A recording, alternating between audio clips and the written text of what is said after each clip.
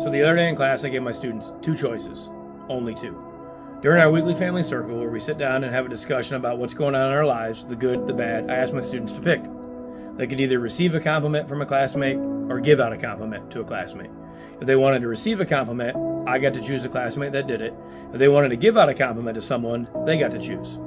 95% of my students chose to hand out a compliment. Student A looks student B across the circle directly in the eye and she says, "I'm impressed how you come to school with a positive attitude even though you've been through so much in your life.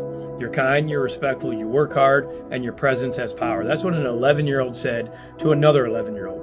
Student C looks student D directly in the eye across the circle and says, "You know, I had you in 3rd and 4th grade, and let's just say it was a little rough." The student laughed about this, but she said, "Now you're much more mature, you're calmer, and you work a lot harder."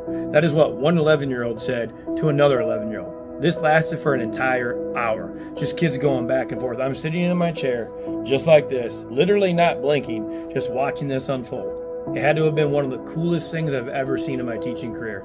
And all the while I'm sitting here thinking to myself, kids have to be some of the most empathetic human beings on the planet. And then it hit me again. I guess maybe it's time us adults should be a little bit more like kids.